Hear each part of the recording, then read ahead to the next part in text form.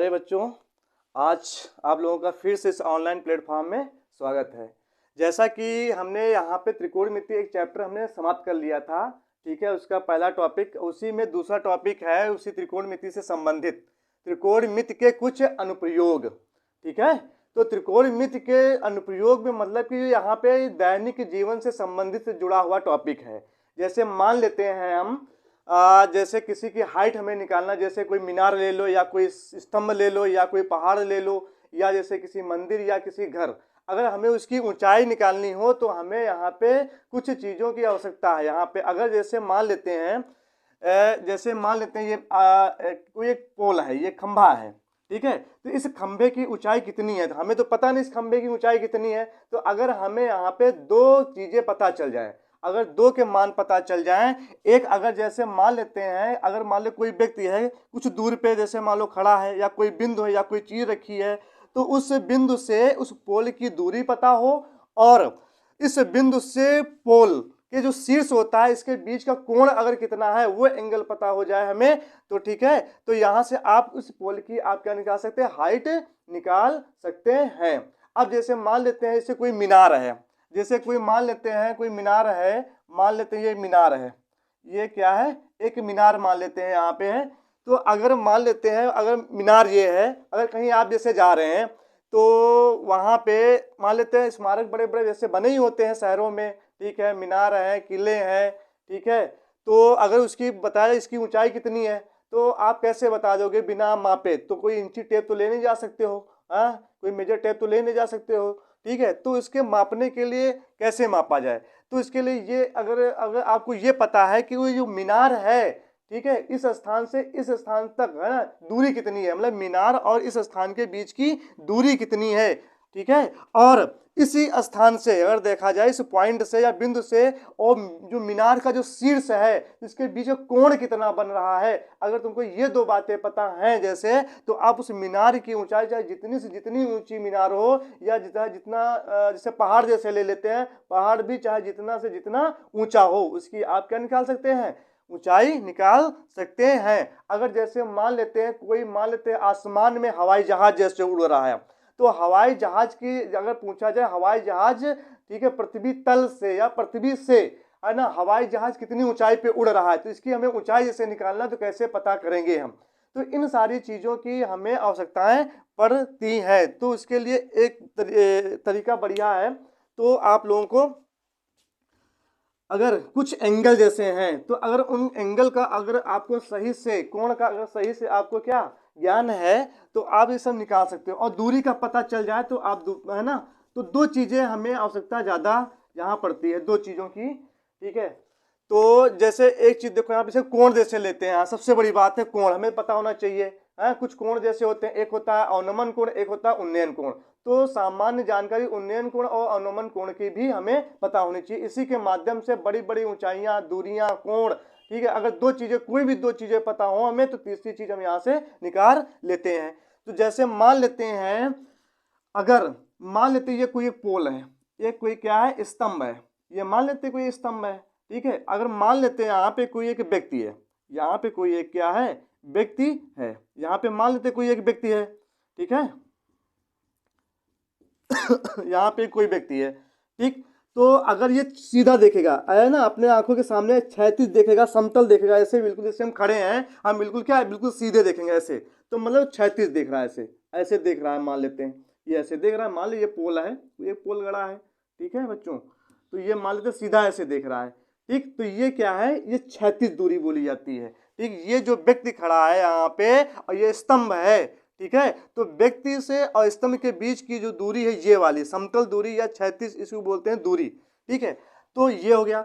अगर ये व्यक्ति इस पोल का अगर शीर्ष देखे तो यहाँ से अगर शीर्ष का स्तंभ का पोल देखेगा, स्तंभ का शीर्ष देखेगा, ठीक है, तो पहले क्षैतिज देख रहा था और क्षैतिज देखने के बाद में अपनी आंखों को अपना सर थोड़ा ऊपर उठाया, ऐसे सर ऊपर ऐसे उठाएगा तो देखेगा कि इसका शीर्ष देखेगा, तो यहाँ पे इसके बीच जो कोण बनेगा, यहाँ पे ये जो कोण बनेगा, यही जो कोण होता है इसी को हम क्या बोलते हैं, उन्नयन कोण कहते हैं। इसी को यहाँ पे क्या बोलते हैं, उन्नयन कोण। तो अगर इस व्यक्ति से और इस पोल के बीच की दूरी पता है, ठीक है बच्चों, और ये कोण अगर पता है, ठीक है, तो इस पोल की यहां से और ये इसकी आप क्या निकाल सकते हैं, हाइट निकाल सकते हैं, ठीक है।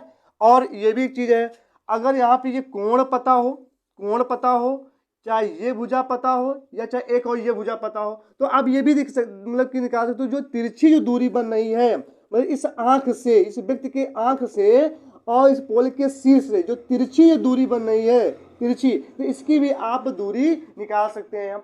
और अगर आपको ये पता है, पोल की हाइट पता है और कोण पता है, ये कोण पता है, तो इस व्यक्ति से इस पोल के बीच की दूरी ये भी निकाल सकते हो। तो हमें दो चीजों की आवश्यकता पड़ती है, कोई भी दो चीजें हैं, तीसरी चीज आप निकाल सकते हो। और यहाँ पे एक चीज देखते हैं, एक तो ये उन्नयन कोण हो गया, इसी में अवनमन अगर कोण हमें देखना है, जैसे देखते हैं यहाँ पे, जैसे मान लेते हैं एक ये स्तंभ मान लेते हैं, ठीक है, बढ़िया सा एक ये पोल खड़ा है, ये मान लेते हैं यहाँ पे, ठीक है, और एक व्यक्ति यहाँ पे मान लेते हैं, एक व्यक्ति मान लेते हैं ये यहाँ पे है, ये मान लेते हैं एक व्यक्ति यहाँ पे, ये कोई व्यक्ति है, एक ये, ठीक है, ये बढ़िया बाल लाल है तेरे नाम वाला लड़का, तो मान लेते हैं कोई एक व्यक्ति यहाँ पे ये है, ठीक, तो ये व्यक्ति पहले क्षैतिज देख रहा है, मान लेते हैं स्तंभ है, स्तंभ पे एक कोई व्यक्ति मान लेता बैठा या बैठी है, कोई भी मान लेते हैं यहाँ पे, ठीक है, मान लेते हैं कोई एक यहाँ पे बैठा है, ठीक है, मान लेते हैं इस स्तंभ में बैठा है, तो ये लड़का, तो ये अपने रास्ते से अपन धीरे धीरे आ रहा था, ठीक है, और ये सामने देख रहा था, ऐसे सामने देख रहा था, ऐसे सामने देख रहा था, ठीक है, इस लड़के की अचानक इस लड़की पे निगाह पड़ जाती है, तो ये जब ऐसे देखेगा, ऐसे ऐसे समझ लो, जब ऐसे देखेगा यहाँ से इसको, ठीक है, तो जिसके बीच का जो कोण बनेगा वही क्या होगा, उन्नयन, उन्नयन कोण होगा यहाँ पे। और अब मान लेते हैं जो स्तंभ पे, स्तंभ के ऊपर जो मान लेते बैठा है, ये मान लेते यहाँ पे लड़की है, ये स्तंभ के ऊपर बैठी है, ठीक है, खड़ी है, मान लो बैठी है, खड़ी है, मान लेते हैं यहाँ पे है, ये मान लेते हैं सामने देख रही है, ये कहाँ पे देख रही है, ये मान लेते हैं सामने देख रही है, इसको थोड़ा सही कर लेते हैं ऐसे, ठीक है। अब मान लेते हैं ये सामने पहले देख रही, ऐसे देख रही थी, ऐसे, ठीक है, और इसकी भी अचानक निगाह, ये भी अपना सर जैसे नीचे को झुकाती है, तो इस लड़के पे नजर जाती है, ये लड़का कौन आ रहा है सामने से, ठीक है। तो आप देखो यहाँ पे जो ऊपर से देखेगा जो नीचे को, उसके बीच का जो कोण बनेगा उसको हम बोलते हैं अवनमन कोण कहते हैं। ये आप सब लोग ध्यान दीजिए। और इसमें एक चीज और होती है, जो उन्नयन जो कोण होता है बच्चों और अवनमन कोण होता है, ये क्या होते हैं, बराबर होते हैं। उन्नयन, उन्नयन कोण जो होता है बराबर किसके होता है, अवनमन कोण के बराबर होता है, ठीक है बच्चों। तो ये थोड़ा कॉन्सेप्ट दिमाग में रखिएगा बढ़िया सा, ठीक है। तो इसी पे आधारित बहुत सारे क्वेश्चन है, ये दैनिक जीवन में भी इनका बहुत क्या है, उपयोग है, ठीक है। अगर कोई बड़ी से बड़ी मीनार, बड़ा सा बड़ा पहाड़ है, अगर उसकी हाइट निकालना है तो आपकी उसके बीच की, अगर जहाँ पे आप हैं और उस पहाड़ के बीच की डिस्टेंस पता हो और उसके एंगल पता हो उस चोटी का, ठीक है, जहां से व्यक्ति है खड़ा है और चोटी के बीच का जो एंगल बनेगा क्षैतिज के साथ में, कोण पता हो, दूरी पता हो, चाहे जितने से जितनी बड़ी ऊंची इमारत हो, चाहे स्तंभ हो, चाहे मीनार हो, चाहे क्या हो, बढ़िया सा है ना, उसकी आप क्या निकाल सकते हैं, हाइट निकाल सकते हैं। तो आपको ये विशेष ध्यान देना है। देखो ये लड़की कितनी बढ़िया से सामने देख रही थी, लड़का आ रहा था, अचानक उसकी निगाह पड़ जाती है, ठीक, यही समझ लो, सामने देख रही थी और उसकी निगाह जैसे गर्दन नीचे झुकाएगी लड़के की तरफ, तो उसी समय इसका जो कोण बनेगा उस कोण को हम क्या बोलेंगे, यहाँ पे अवनमन कोण कहेंगे। तो ठीक है बच्चों, तो इसी पे आधारित तो कुछ क्वेश्चन है, तो यहाँ पे हम क्वेश्चन करते हैं। तो ठीक, पहला क्वेश्चन यहाँ पे देखते हैं।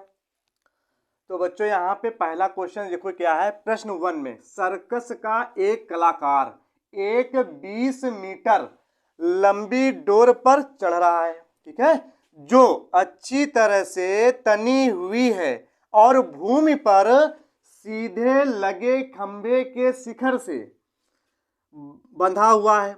यदि भूमि स्तर के साथ डोर द्वारा बनाया गया कोण कितना है, 30 अंश का हो, तो खंभे की ऊंचाई ज्ञात कीजिए। तो बच्चों इस क्वेश्चन में क्या पूछा है, खंभे की ऊंचाई, मतलब एक खंभा है, तो इसे मान लेते हैं, ये एक मान लेते हैं क्या है, खंभा है बच्चों, ये क्या मान लिया हमने, खंभा है, ठीक है। खंभे का ये क्या है, शीर्ष है और ये खंभे का क्या है, आधार है, ठीक है। और ये हमने क्या मान लिया है, एक ये क्या है, खंभा है, ठीक है बच्चों। और इस खंभे की क्या पूछ रहा है, खंभे की ऊंचाई।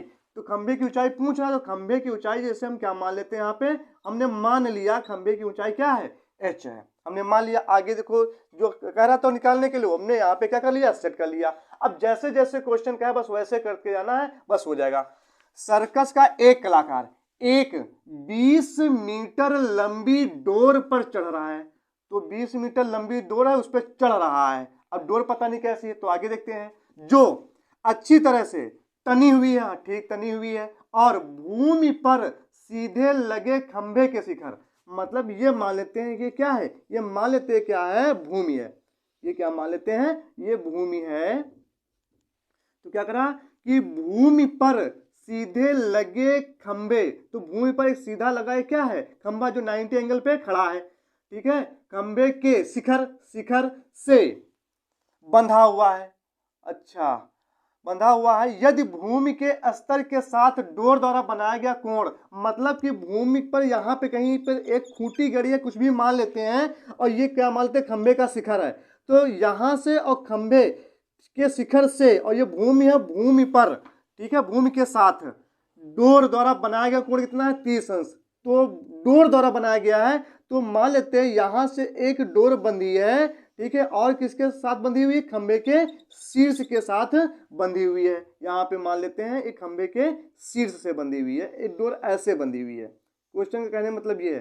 तो मतलब कि भूमि और डोर के साथ में जो कोण बन रहा है वो कितना बन रहा है बच्चों, 30 अंश का कोण बन रहा है। और इस ये डोर जो है, एक डोर कैसी है, तनी हुई है, और जिसकी इस डोर की लंबाई कितनी है, 20 मीटर है। ये डोर है, डोर की लंबाई कितनी है, 20 मीटर। और ये पृथ्वी है और भूमि है, तो भूमि पर खंभा कैसा है, सीधा खड़ा हुआ है, मतलब 90 एंगल पे है। तो ये मान लेते हैं 90 एंगल है, और 90 के सामने वाली जो भुजा होती है हमेशा क्या होती है बच्चों, कर्ण होती है। तो नाम दे देते हैं, ये ए मान लेते हैं, ये बी मान लेते हैं, ये क्या मान लें, सी। तो हमें निकालना क्या है, खंभे की ऊंचाई बच्चों। तो देखो यहाँ पे खंभे की ऊंचाई हमें निकालनी है। तो ये क्या है, एक तरीके से अगर ये कोण हम ले लें 30 अंश, ये वाला, इसके सामने वाली भुजा लंब और 90 सामने वाली भुजा कर्ण, तो मतलब लंब हमें एक तरीके से निकालना है, खंभे की ऊंचाई निकालना है। और तनी हुई डोरी की लंबाई जो है किसका कार्य कर रही है, ये कर्ण का कार्य कर रही है, ठीक है, जिसकी लंबाई कितनी है, 20 मीटर है। यहाँ पे कितनी लंबाई है, 20 मीटर है। एक तरीके से खंभे की लंबाई में लंब और कर्ण है, तो लंब और कर्ण किसमें लगता है, और कोण यहाँ पे कितना है बच्चों, ठीक है, 30 अंश के कोण के साथ हमें निकालना है खंभे की लंबाई, हाँ, या ऊंचाई कह लीजिए। तो कोण कितना है, 30 अंश। तो देखो यहाँ पे तो त्रिभुज बन गया। त्रिभुज हम कौन सा ले लेते हैं, त्रिभुज मान लेते हैं सी ए बी में।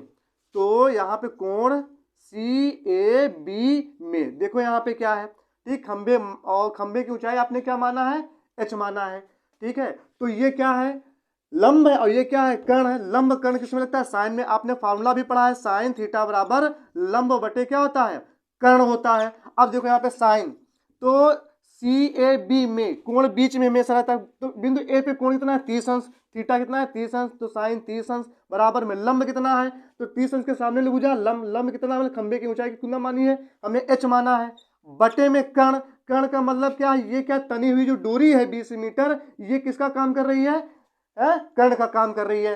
तो ये कितना है, 20 है। अब देखो यहाँ पे बच्चों, इसके नीचे 1 मान लेते, क्रॉस गुणा करा देते हैं इसकी, तो 1 गुणा एच में कराएंगे, क्योंकि बराबर में लासा तो मिलता नहीं, केवल सिर्फ क्रॉस मल्टीप्लाई होती है, इसकी इसके साथ, इसकी इसके साथ। तो 1 गुणा एच में, तो एच बराबर में, अच्छा, और इसी गुणा इसमें के साथ करा देंगे, 20 इंटू साइन कितना, 30 अंश। तो एच बराबर में 20 इंटू साइन 30 अंश का मान बच्चों 1/2, 2 से काटेंगे, 2 करने 2, एक जीरो बच गया, मतलब कि 2 दहम 20 कर गया। तो h बराबर में कितना निकल आया, 10 मीटर। तो खंभे की ऊंचाई कितनी है बच्चों, 10 मीटर है। ये क्या निकल आई, खंभे की ऊंचाई निकल आई, ठीक है बच्चों। तो ये सॉल्व हो जाता है। तो ऐसे हम निकाल लेते हैं यहाँ पे। तो ये थोड़ा ध्यान दीजिएगा, ठीक है। अगर 2 चीजें दी गई होती है, तीसरी चीज कोई भी कुछ पूछे वो हम निकाल लेते हैं। तो नेक्स्ट क्वेश्चन यहाँ से अब करते हैं। नेक्स्ट क्वेश्चन बच्चों यहाँ पे देखो क्या है, कह रहा है इसमें आंधी आने से एक पेड़ टूट जाता है और टूटा हुआ भाग इस तरह मुड़ जाता है कि पेड़ का शिखर जमीन को छूने लगता है और इसके साथ 30 अंश का कोण बनाता है।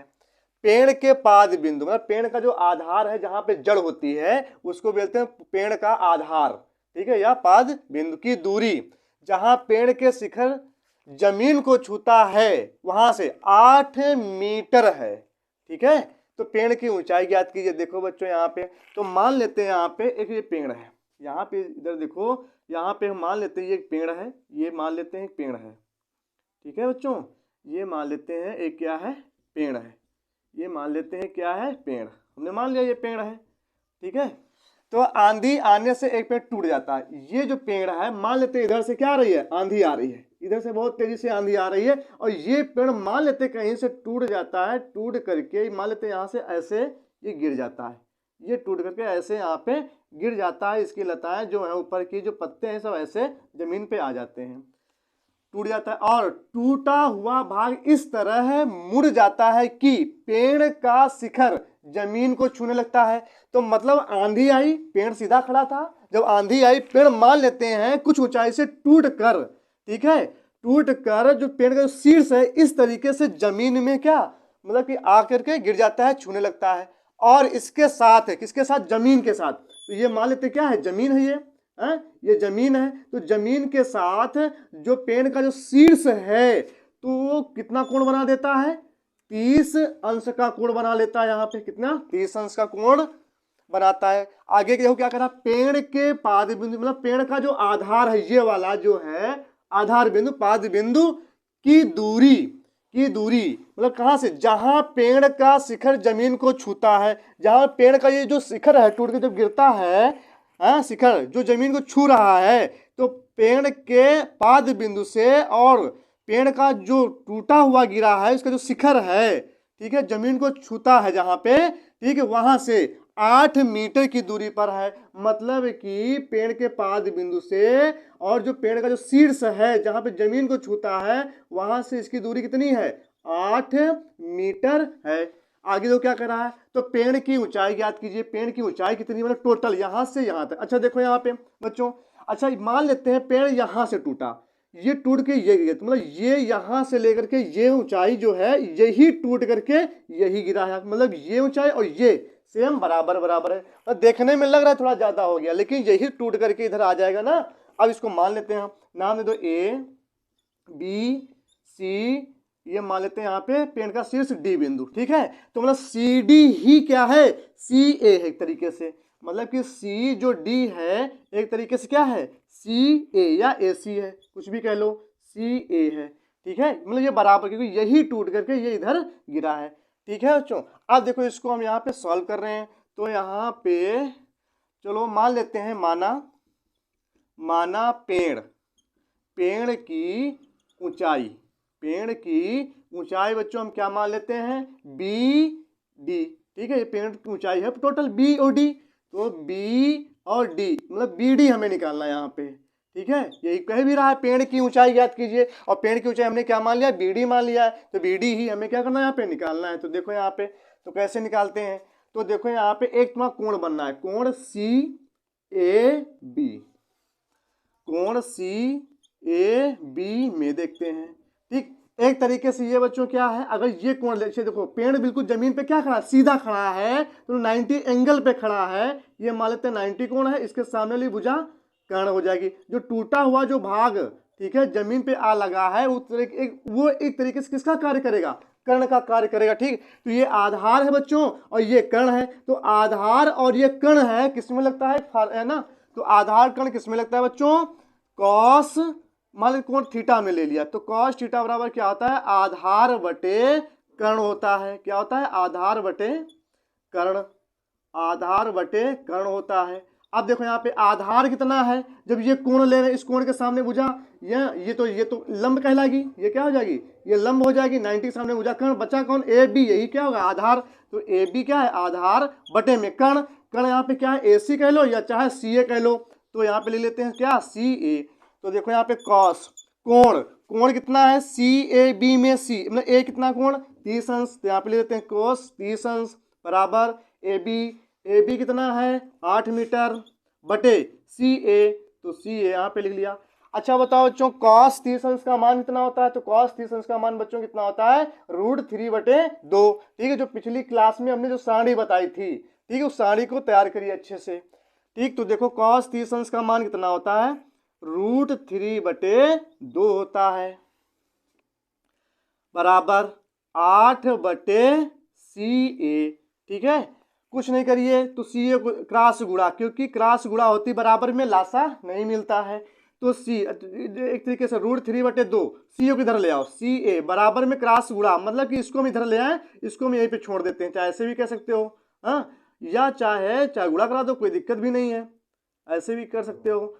तो सी ए गुणा √3 में, तो √3 सी ए हो जाएगा, 2 गुणा 8 में कराएंगे कितना हो जाएगा बच्चों 16 हो जाएगा, √3 हटाओ इसके बटे में जाएगा, तो सी ए बराबर क्या हो जाएगा 16/√3 सी ए मतलब कि ये निकल आया। ठीक है बच्चों, तो सी ए मतलब कि सी डी ही क्या है, क्योंकि यही टूट करके ऐसे आया है ना, तो सी डी ही क्या है सी ए, तो सी डी बराबर में सी ए आपने निकाल लिया, कितना निकला 16/√3 16/√3, तो ये इसको हमने यहाँ पे रख लिया। ठीक है, तो सी ए हमने निकाल लिया। ठीक, तो मतलब सी ए जो निकाला ये वही क्या हो गया सी डी हो गया, तो सी डी निकला, बचा क्या बी सी बचा, बी सी मेरे पास नहीं है, तो बी सी निकाल ले, बी सी में सी डी जोड़ दे, तो बी डी अपने पूरे पेड़ की ऊंचाई होगी क्या यहाँ पे निकल आएगी। तो देखो यहाँ पे, तो एक तरीके से थोड़ा सा इधर आ जाते हैं, तो ये क्या है बी सी निकालने के लिए ये एक तरीके से क्या है कोण, जब ये लेंगे 30 अंश ये वाला, तो ये लंब और आधार, लंब आधार किसमें लगता है बच्चों tan में लगता है, तो कोण वही ले लेंगे, कोण सी ए बी में।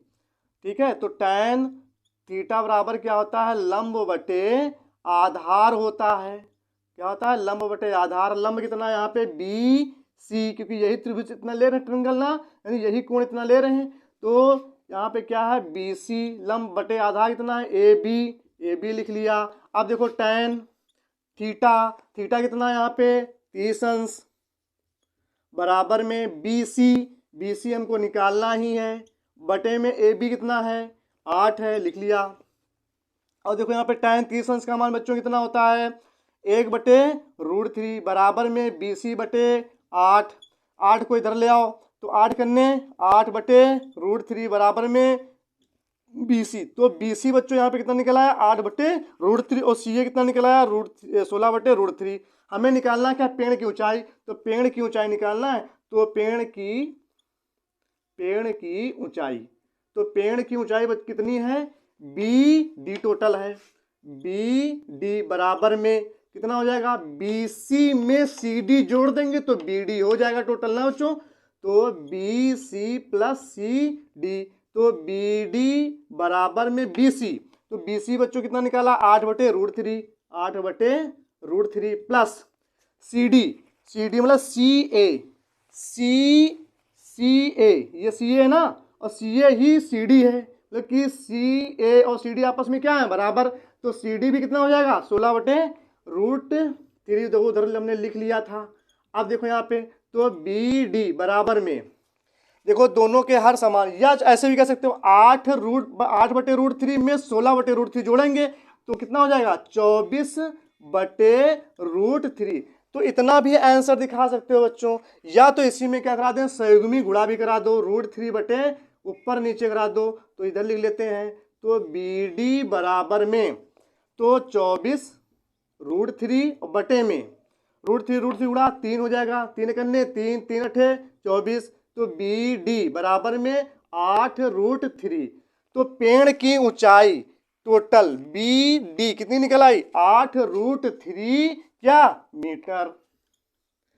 तो बच्चों ये हमने टोटल पेड़ की ऊंचाई हमने यहाँ पे क्या कर लिया निकाल लिया।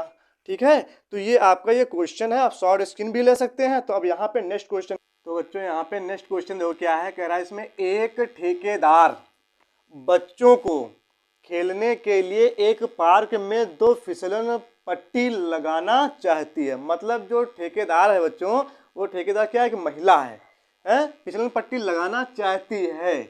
इससे पता चल रहा है कि जो ठेकेदार है वो कौन है, महिला। आगे तो क्या करा 5 वर्ष से कम उम्र के बच्चों के लिए वह एक ऐसी फिसलन पट्टी लगाना चाहती है जिसका शिखर 1.5 मीटर की ऊंचाई पर हो और भूमि के साथ 30 अंश के कोण पर झुका हुआ हो।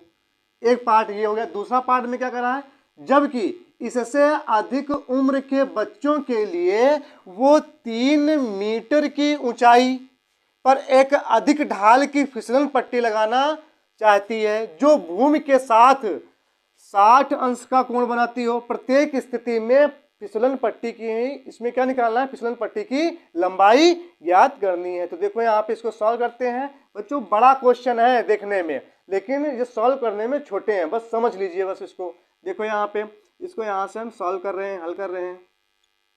जैसे जैसे कहे वैसे वैसे करते चलो। एक ठेकेदार बच्चों को खेलने के लिए एक पार्क में, मान लेते हैं एक पार्क है, ठीक है, एक पार्क है, उस पार्क में 2 फिसलन पट्टी लगाना चाहती है। एक पार्क में ठेकेदार कितनी पट्टी लगाना चाहता है, फिसलन पट्टी 2।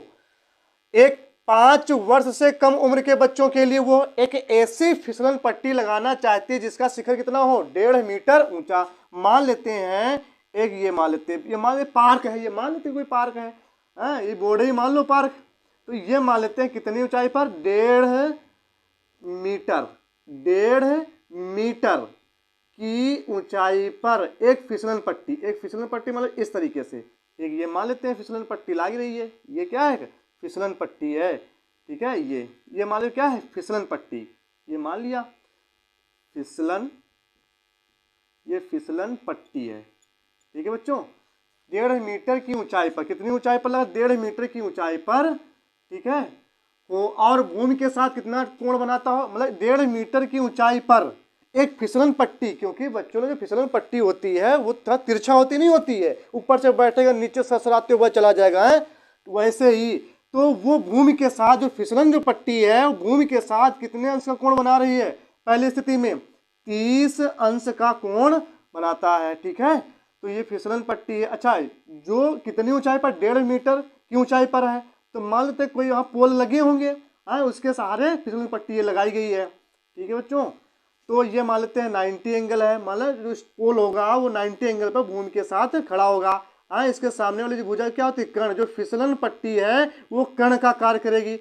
ये कोण है हमने मान लिया, जो भूमि के साथ फिसलन पट्टी 30 अंश का कोण बना रही है। इसके जो सामने अगर भुजा देखें, ये क्या किसका काम करेगी, लंब का, ठीक है। देखो यहाँ पे तो नाम दे दो ABC, यहाँ पे हमने नाम दे दिया।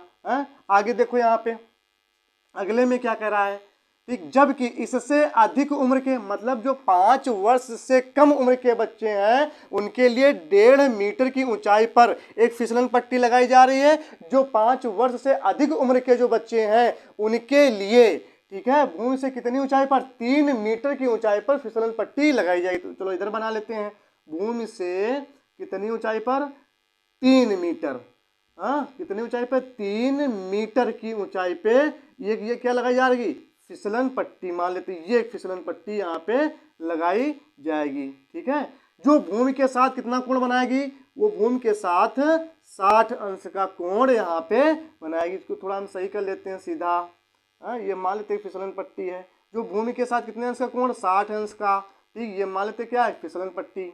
ये भी क्या है, फिसलन पट्टी है, ठीक है, ठीक। और ये मान लेते कोई पोल होगा, पोल के सारे फिसलन पट्टी लगी है, ठीक है। पोल जो है पृथ्वी के साथ कितने एंगल पे होगा, 90 एंगल, बिल्कुल सीधा खड़ा होगा। इसके सामने वाली भुजा जो कर्ण, ये जो फिसलन पट्टी कर्ण का काम करेगी। ये जो कोण बना रहा है पृथ्वी के साथ जो फिसलन पट्टी है, कितने अंश का कोण बना रही है, 60 अंश का। इसके सामने वाली भुजा बच्चों ये क्या हो जाएगी, ये लंब हो जाएगी, ठीक है। नाम दे देते हैं यहाँ पे ABC इसका नाम, इसका दे दो PQR यहाँ पे हम दे देते हैं, ठीक है। अब हमें क्या निकालना है, प्रत्येक स्थिति में फिसलन पट्टी की लंबाई ज्ञात, लंबाई क्या होनी चाहिए। मतलब पहली स्थिति में जब बच्चे 5 वर्ष से कम होंगे उसके लिए 1.5 मीटर की ऊंचाई पे फिसलन पट्टी लगाई जाएगी। उस कंडीशन में फिसलन पट्टी की लंबाई क्या होगी। और जो 5 वर्ष से अधिक उम्र के जो बच्चे हैं उनके लिए 3 मीटर की ऊंचाई पे फिसलन पट्टी लगाई जाएगी। उस फिसलन पट्टी की लंबाई क्या होगी, बस यही पूछ रहा है। तो देखो यहाँ पे इसको सॉल्व कर लेते हैं। तो यहाँ पे देखो फिसलन पट्टी क्या है, CA, तो मान लेते हैं, माना फिसलन फिसलन पट्टी की लंबाई, फिसलन पट्टी की लंबाई यहाँ पे हम क्या मान लेते हैं, ए सी या सी ए, कोई दिक्कत नहीं। तो यहाँ पे जो कोण बनना होगा, कोण सी ए बी में, ठीक है। जहाँ पे कोण बनता है जो है, जो वो कोण है उसको हमेशा बीच में रखते हैं। तो अब देखो बच्चों, यहाँ पे फिसलन पट्टी की लंबाई निकालना है और इसकी ऊंचाई दे रखी, कितनी दे रखी, 1.5। तो ये एक तरीके से इस कोण के सामने वाली भुजा लंब का कार्य करेगी, ये किसका कार्य करेगी, लंब का कार्य, फिसलन पट्टी कर्ण का कार्य करेगी। तो ये क्या है, लंब, और ये क्या है, कर्ण। बच्चों लंब और कर्ण लगता किस में है, तो लंब और कर्ण किस में लगता है बच्चों, साइन में लगता है। तो साइन थीटा बराबर क्या होता है, लंब बटे कर्ण होता है। तो यहाँ पर देखो लंब कितना है, इस कोण के सामने भुजा लंब कितना है, बी सी बटे कर्ण कितना है, ए सी है। तो साइन थीटा मतलब सी ए बी में कोण कितना है, देखो यहाँ पे 30 अंश, तो थीटा की जगह पे 30 अंश बराबर बी सी कितना है, 1.5 मीटर बटे में ए सी। साइन 30 अंश का बच्चों मान कितना होता है, 1/2 होता है, बराबर में 1.5, कितना 1.5 में 1.5 मतलब कितना, 1.5 बटे ए सी, क्रॉस गुणा इसकी इसके साथ, इसकी इसके साथ। तो ए सी गुणा 1 में कराएंगे तो ए सी बराबर में 2 गुणा 1.5 में कराएंगे, 1.5 का 2 गुना कर दो, एक तरीके से कितना हो जाए, 3, ठीक है। तो जब 5 वर्ष से कम उम्र के बच्चे हैं उनके लिए 1.5 मीटर की ऊंचाई पर जो फिसलन पट्टी लगाई गई थी, उस फिसलन पट्टी की लंबाई मतलब क्या मानी हमने, ए सी। तो ए सी कितना निकल आया, 3 मीटर निकल आया। तो पहली स्थिति में एक ये निकल आया आंसर, ठीक है बच्चों। अब देखो दूसरी स्थिति में, जहाँ पे 5 वर्ष से अधिक उम्र के लिए 3 मीटर की ऊंचाई पे फिसलन पट्टी लगाई गई, उस फिसलन पट्टी की हमें यहाँ पे क्या निकालनी है, लंबाई, ठीक है। तो यहाँ पे मान लेते हैं, माना दूसरी स्थिति में, माना फिसलन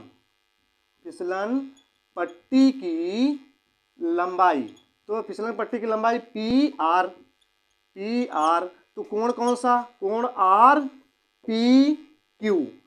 तो आर पी क्यू, क्योंकि कोण पी यानी 60 अंश देखेंगे यहाँ पे में, देखेंगे इसमें भी क्या है, एक तरीके से पी आर फिसलन पट्टी की लंबाई निकालना, कितनी ऊंचाई पे लगा है, 3 मीटर। तो एक तरीके लंब और कर्ण दिया गया, लंब कर्ण किसमें लगता है, किसमें लगता है, साइन या तो कॉसेक में लगेगा, ठीक। तो यहाँ पे साइन थीटा बराबर में लंब बटे कर्ण, यहाँ पर भी वही फार्मूला लग जाएगा, ठीक है। तो लंब यहाँ पे कितना है, क्यू आर, और बटे में पी है, कर्ण कितना है, पी आर, ठीक है। तो साइन आर पी क्यू में पी कोण कितना है, देखो यहाँ पे 60 अंश, तो 60 अंश बराबर में लंब कितना है, क्यू आर है, कितना है, 3 बटे कर्ण कितना है, पी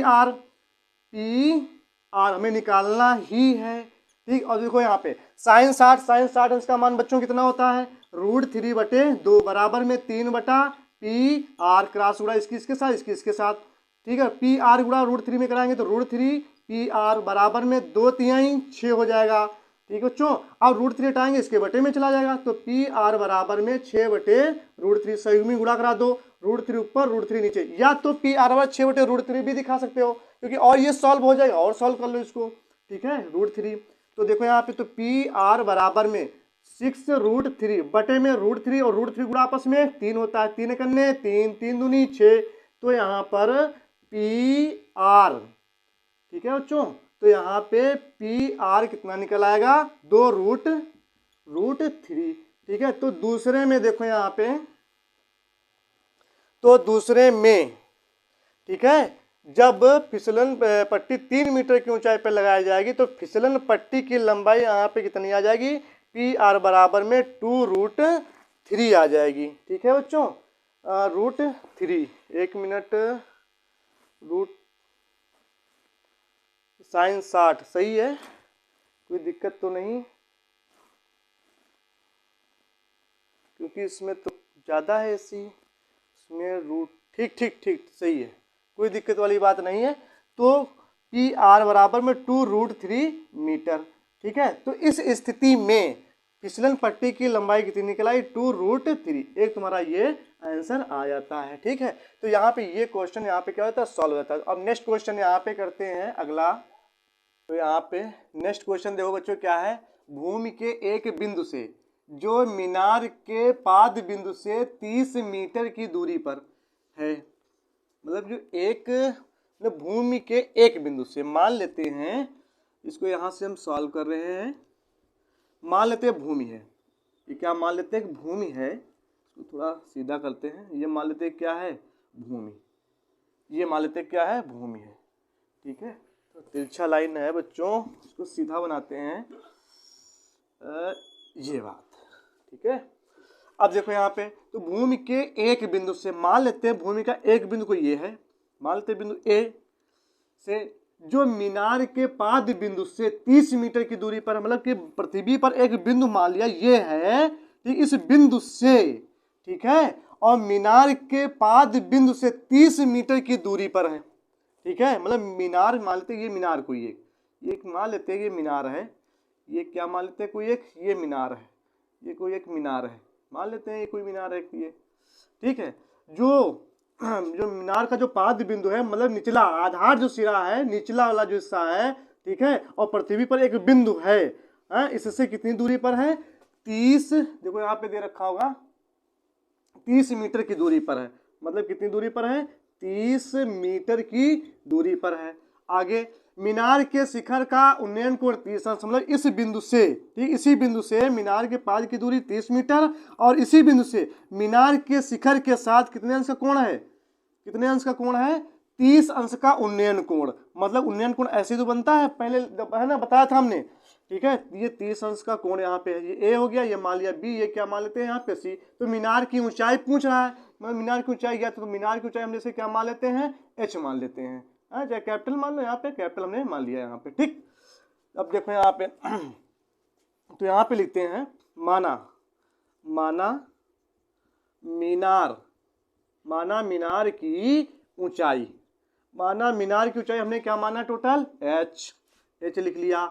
अच्छा देखो यहाँ पे कोण हमने यहाँ पे ये बना लेते, कोण सी ए बी, मतलब कोण सी ए बी में देखते हैं यहाँ पे।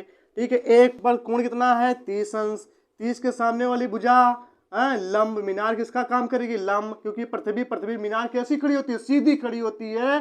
ठीक है, बिल्कुल लंब के रूप में होती है, तो यहाँ पे कितना कोण बनेगा, 90। इसके सामने वाली भुजा हमेशा क्या होती है, कर्ण होती है, जो बची वो क्या होगी, यहाँ पे आधार हो जाएगी। अब देखो यहाँ पे, तो ये लंब है ना, मीनार लंब का कार्य करेगी, ये क्या है, आधार है। तो लंब और आधार किस में लगता है बच्चों, टैन में लगता है। तो टैन थीटा बराबर क्या होता है, लंब बटे आधार होता है। तो लंब बटे आधार, देखो यहाँ पे लंब कितना है, इस कोण से देखते हैं, ये लंब है, ये क्या है, ये लंब का कार्य कर रही मीनार, ये है क्या, मीनार है बच्चों।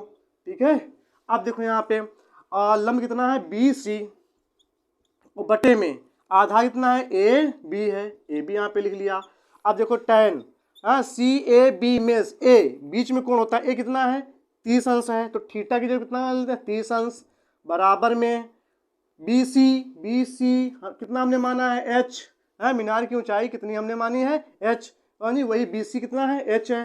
तो यहाँ पे लिखा है कैपिटल एच, बटे में ए बी कितना है, 30, यहाँ पे 30 लिख लिया। अब देखो यहाँ पे टैन 30 अंश का मान बच्चों कितना होता है, 1/√3 बराबर में एच अपान में ये 30। ठीक है, अब देखो यहाँ पे क्रॉस गुणा करा दो, इसकी इसके साथ, इसकी इसके साथ।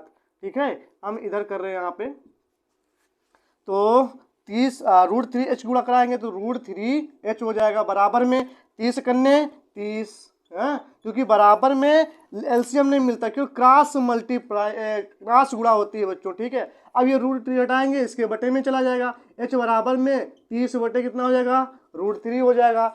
अब या तो यही आंसर रखो, मीनार की ऊंचाई कितना, 30 बटे √3। अगर थोड़ा और सही करना हो तो इसमें क्या करना पड़ेगा, संयुग्मी गुणा √3 से करा देते हैं। तो एच बराबर में 30 √3 बटे में √3 और √3 गुणा 3 से काट दो, 3 करने 3 3 दहम 30।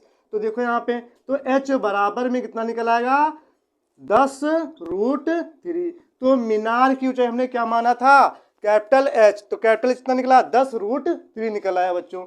तो मीनार की ऊंचाई ये आ जाती है यहाँ पे। ठीक है, अब यहाँ पे नेक्स्ट क्वेश्चन करते हैं, क्वेश्चन नंबर 5 बच्चों। यहाँ पे ये क्वेश्चन देखो, क्वेश्चन नंबर 5, यानी प्रश्न संख्या कौन सी, 5, कह रहा भूमि से 60 मीटर की ऊंचाई पर एक पतंग उड़ रही है। मतलब कि भूमि से कितनी ऊंचाई पे पतंग उड़ रही है, 60 मीटर की ऊंचाई पे पतंग उड़ रही है। पतंग में लगी डोरी को अस्थायी रूप से भूमि के एक बिंदु से बांध दिया गया है। भूमि के साथ डोरी का झुकाव कितना है 60 अंश। तो यह मानकर कि डोरी में कोई ढील नहीं है, तो मतलब जो डोरी है बिल्कुल टाइट है, तंग है, बिल्कुल ऐसे कह लीजिएगा। तो डोरी की लंबाई ज्ञात कीजिए। मतलब इसमें क्वेश्चन ये कह रहा है कि भूमि से 60 मीटर की ऊंचाई पर, मान लेते हैं भूमि है ना, इसको यहाँ पे क्वेश्चन को सॉल्व करते हैं। तो मान लेते हैं, ये मान लेते हैं क्या है, भूमि है। ये मान लेते हैं क्या है बच्चों, है भूमि है। ठीक है, ये क्या है, भूमि, ये मान लिया भूमि है। ठीक है, तो भूमि पर है ना, भूमि ये मान लेते हैं भूमि एक है। और अगर मान लेते हैं भूमि से 60 मीटर की ऊंचाई पे, मान लेते हैं पतंग एक यहाँ पे कहीं पे एक उड़ रही है। मान लेते हैं कोई पतंग है? ये पतंग मान लेते हैं उड़ रही है। ये मान लेते हैं कोई ये क्या है, पतंग उड़ रही है। ठीक है बच्चों, ये एक है। ठीक, यहाँ से एक डोरी है। ये कितने ऊंचाई पे उड़ रही है, ये 60 मीटर की ऊंचाई पे उड़ रही है। भूमि से 60 मीटर की ऊंचाई पे उड़ रही है। ठीक, एक पतंग है ये क्या है, पतंग है। हाँ, जो भूमि से 60 मीटर की ऊंचाई पर उड़ रही है। पतंग में लगी डोरी को अस्थायी रूप से भूमि के एक बिंदु से, मान लेते हो भूमि पर कोई एक बिंदु यहाँ पे ले लेते हैं, खूंटी गाड़ दो यहाँ पे एक, है ना, इस बिंदु से, हाँ, अस्थायी रूप से भूमि के एक बिंदु से। तो भूमि के एक बिंदु से, ठीक है, और इसकी जो डोरी है इसको हम क्या कर देते हैं, ऐसे बांध देते हैं। ठीक है, और जो डोरी जो है, डोरी में कोई ढीलापन नहीं है, डोरी कैसी है, बिल्कुल टाइट है। आगे क्या करा, तो भूमि के साथ डोरी का झुकाव, ये जो डोरी है और ये क्या है, भूमि है। तो भूमि के साथ डोरी का झुकाव या डोरी का झुकाव भूमि के साथ कितने अंश का है, 60 अंश का है। इस तरीके से ये क्या बन गया, उन्नयन कोण यहाँ पे बन गया है। ठीक है, तो ये मानकर कि डोरी में कोई ढील नहीं है, तो डोरी की लंबाई क्या, तो डोरी की लंबाई मतलब हमें ये निकालना है, ये हमें निकालना है। तो डोरी की लंबाई यहाँ पे चलो कुछ मान लेते हैं। ठीक है, तो ये नाम दे दो ए, ये नाम दे देते हैं बी, ये नाम देते हैं यहाँ पे सी। मान लेते हैं यहाँ से बिल्कुल लंबवत ऊपर को देखा जाता है, तो डोरी पतंग कितनी ऊंचाई पर उड़ रही है, 60 मीटर। ठीक है, तो ये 90, तो 90 के सामने भुजा कर्ण। ठीक है, जो पतंग की जो डोरी है वो किसका काम करेगी, कर्ण का काम करेगी। ये क्या है, पतंग की डोरी है। जो डोरी है किसका काम करेगी, है ना, कर्ण का काम करेगी। ये थोड़ा दिमाग में, और डोरी की लंबाई यहाँ पे हम कुछ ले लेते हैं, तो डोरी की लंबाई में जैसे क्या ले लेते हैं, एल। ठीक है बच्चों, अब देखो बच्चों यहाँ पे ध्यान से, ये कोण है, इस कोण के सामने भुजा हमेशा क्या होती है, ये क्या हो जाएगी, लंब हो जाएगी। तो तुमको पता है हमें निकालना क्या है, डोरी की लंबाई, जो टाइट है, ढीलापन इसमें है नहीं। ठीक है, तो इस कोण के सामने भुजा ये लंब, और 90 के सामने भुजा कर्ण, तो लंब और कर्ण, ठीक है, किस में लगता है, साइन में लगता है। तो यहाँ पे लिख लेते हैं माना डोरी की लंबाई। तो डोरी की लंबाई हमने क्या मान लिया, एल, ए सी। डोरी की लंबाई एक तरीके से क्या है, ए सी हमने क्या माना है, एल। ठीक, कौन सा कोण ले रहे हैं, कोण सी ए बी, क्योंकि इस कोण से हमें निर्धारित करना है। ठीक है, तो कोण सी ए बी में। ठीक है बच्चों, डोरी की लंबाई निकालना है, तो एक तरीके से क्या है, डोरी एक तरीके से कर्ण का कार्य करे, तो कर्ण एक तरीके से लंब किस में लगता है, साइन में। तो साइन थीटा बराबर क्या होता है, लंब बटे कर्ण। तो लंब देखो बच्चों यहाँ पे कितना है, बी सी, अपान में कर्ण कितना है, ए सी।